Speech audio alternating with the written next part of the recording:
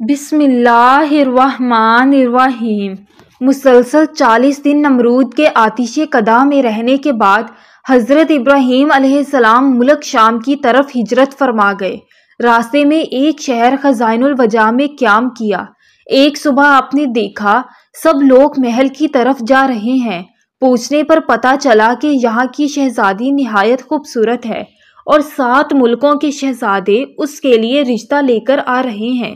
جس کو وہ پسند کرے گی اسی سے شادی ہوگی۔ روایت میں ہے کہ اس شہزادی کے حسن کی شہرت بے انتہا تھی۔ حضرت ابراہیم علیہ السلام بھی اللہ تعالیٰ کے حکم سے محل تشریف لے گئے۔ جب شہزادی نقاب اوڑھے اپنے باپ کے ساتھ جلوہ افروز ہوئی تو اس کو اتنے زیادہ رش میں ایک شخص کی پیشانی چمکتی ہوئی نظر آئی۔ شہزادی نے فیصلہ سنا دیا کہ میں اسی شخص سے شادی کروں گی۔ وہ شخص حضرت ابراہیم علیہ السلام تھے اور ان کے ماتھے پر نور محمدی صلی اللہ علیہ وسلم تھا، جس پر شہزادی اپنا دل ہار بیٹھی تھی۔ وہ شہزادی حضرت سارہ سلام اللہ علیہا تھی۔ بادشاہ کے بہت منع کرنے کے باوجود بھی حضرت سارہ کا نکاح حضرت ابراہیم علیہ السلام سے ہو گیا، اور بادشاہ اس لیے منع کرتا رہا کہ یہ مسافر ہے اور اس کے پاس دولت بھی نہیں۔ خیر، شادی کے بعد بادشاہ نے بے انتہا جانور دھن دولت اپنی بیٹی کو دے کر روانہ کیا، اور پھر حضرت ابراہیم علیہ السلام نے اپنی بیوی حضرت سارہ سلام اللہ علیہا کو لے کر مصر کی طرف ہجرت فرما گئے۔ مصر میں اس وقت قبطیوں کی حکومت تھی، اور یاد رہے کہ قبطیوں کے ہر بادشاہ کو فرعون کے لقب سے پکارا جاتا تھا۔ کچھ لوگ سمجھتے ہیں کہ فرعون اس خاص بادشاہ کا نام تھا جو حضرت موسیٰ علیہ السلام کے زمانے میں تھا، جبکہ فرعون کسی بھی بادشاہ کا نام تاریخ میں نہیں رہا۔ فرعون ایک لقب ہے جو کہ قبطیوں کے تمام بادشاہوں کے لیے بولا جاتا تھا۔ اس وقت عمر بن امرتی القیس وہاں کا فرعون بادشاہ تھا۔ راستے میں کچھ لوگوں نے کہا، اے حضرت ابراہیم علیہ السلام، مصر کا بادشاہ بہت ظالم ہے، وہ عورتوں کی خواہش بہت رکھتا ہے، اور بالخصوص نئی نویلی دلہنوں کا تو زیادہ شوقین ہے، اور بہت جلد اس کی طرف مائل ہو جاتا ہے۔ اس کے راستے پر 10 لوگ متعین ہوتے ہیں۔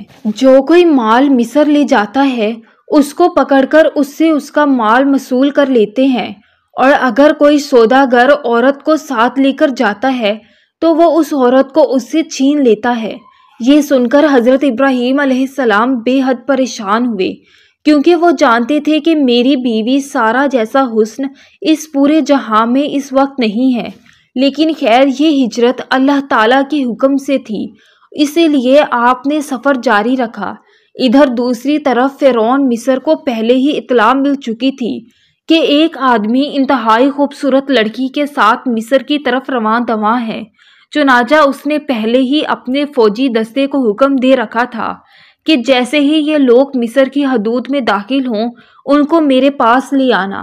بس جیسے ہی حضرت ابراہیم علیہ السلام مصر پہنچے تو فرعون کے فوجیوں نے آپ کو گرفتار کر لیا اور محل لے آئے، اور محل کے سب سے خوبصورت کمرے میں ان کو ٹھہرا دیا گیا۔ بادشاہ ان کے حسن کے بارے میں اپنے کارندوں سے آگاہ ہو چکا تھا۔ اس کی نیت جو پہلے ہی خراب تھی، اب اس کا ارادہ اور زیادہ برا ہو گیا۔ اب اس نے حکم دیا کہ اس لڑکی کو نہلا دھلا کر لباس فاخرہ پہنا کر میری خلوت گاہ میں لے آؤ۔ بادشاہ کے حکم کی تعمیر ہوئی۔ جب حضرت سارہ سلام اللہ علیہا کو تیار کر کے فرعون کی خلوت گاہ میں پہنچا دیا گیا تو آپ وہاں پر اللہ کے حضور عبادت الہی میں مصروف ہو گئیں۔ چنانچہ فرعون خلوت گاہ پہنچا اور حضرت بی بی سارہ سلام اللہ علیہا کی عبادت ختم ہونے کا انتظار کرنے لگا۔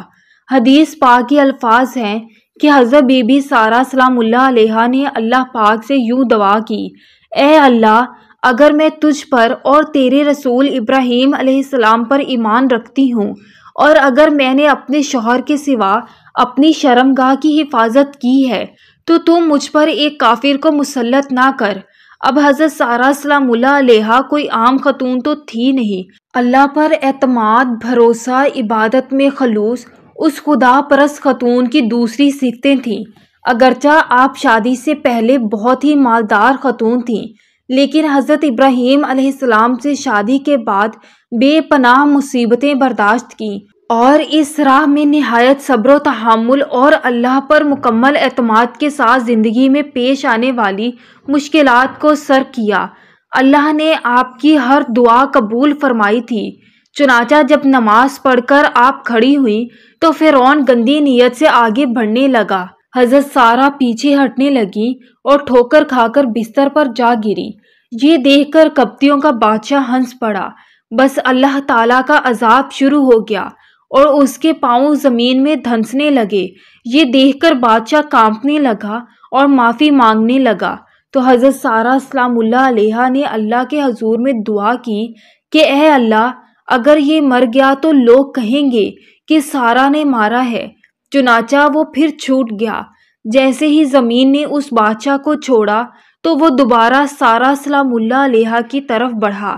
حضرت سارہ سلام اللہ علیہا نے پھر سے دعا کی، اے اللہ، اگر میں تجھ پر اور تیرے رسول پر ایمان رکھتی ہوں اور اپنے شوہر کے سوا ہر موقع پر میں نے اپنی شرمگاہ کی حفاظت کی ہے تو تم مجھ پر اس کافر کو مسلط نہ کر۔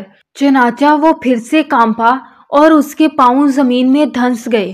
بادشاہ پھر سے معافی مانگنے لگا تو حضرت سارہ سلام اللہ علیہا نے پھر وہی دعا کی، اے اللہ، اگر یہ مر گیا تو لوگ کہیں گے کہ اسے سارہ نے مارا ہے۔ اب دوسری مرتبہ، تیسری مرتبہ بھی وہ بادشاہ چھوڑ دیا گیا۔ آخر بادشاہ نے اپنے درباریوں کو بلایا اور کہنے لگا کہ تم لوگوں نے میرے پاس غلط لڑکی کو بھیجا ہے، یہ تو کوئی انسان ہی نہیں ہے۔ چنانچہ اس نے اپنی بیٹی، جو بعد میں حضرت ہاجرہ سلام اللہ علیہا کے نام سے مشہور ہوئیں، حضرت سارہ کے حوالے کر دیا اور کہنے لگا کہ میں چاہتا ہوں کہ یہ تمہاری کنیز بن کر رہے اور آپ جیسی پاک باز بن جائے۔ پھر بہت سارا مال و دولت دے کر بادشاہ نے اپنی بیٹی حضرت ہاجرہ اور حضرت سارہ کو رخصت کیا۔ پھر حضرت سارہ حضرت ابراہیم علیہ السلام کے پاس آئیں اور سارا ماجرا سنایا۔ حضرت ہاجرہ نے ابراہیمی گھرانے میں پوری تربیت حاصل کی اور 85 سال کی عمر میں جب آپ اولاد سے محروم ہو رہے تھے، حضرت سارہ نے حضرت ابراہیم علیہ السلام سے خود کہا کہ حضرت ہاجرہ سے شادی کر لو، شاید اللہ پاک انہی کے ذریعے سے تم کو اولاد عطا کرے۔ چنانچہ ایسا ہی ہوا کہ شادی کے بعد حضرت ہاجرہ حاملہ ہوئیں اور ان کو خواب میں فرشتے نے بشارت دی کہ تو ایک بیٹا جنے گی، اس کا نام اسماعیل رکھنا، کہ اللہ تعالیٰ نے تیرا دکھ سن لیا۔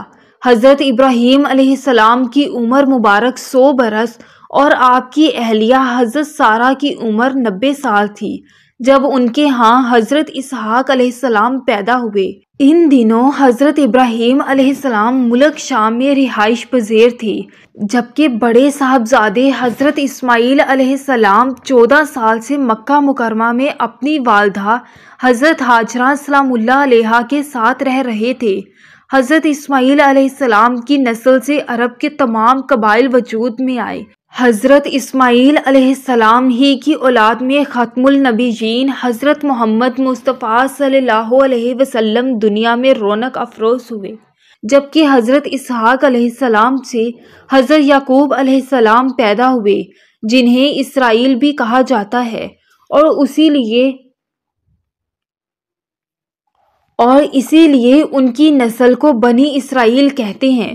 بنی اسرائیل میں سے جو انبیاء دنیا میں مبعوث ہوئے ان کی تعداد بہت زیادہ ہے، تاہم بنی اسرائیل میں نبوت کا سلسلہ حضرت عیسیٰ علیہ السلام پر ختم ہوا۔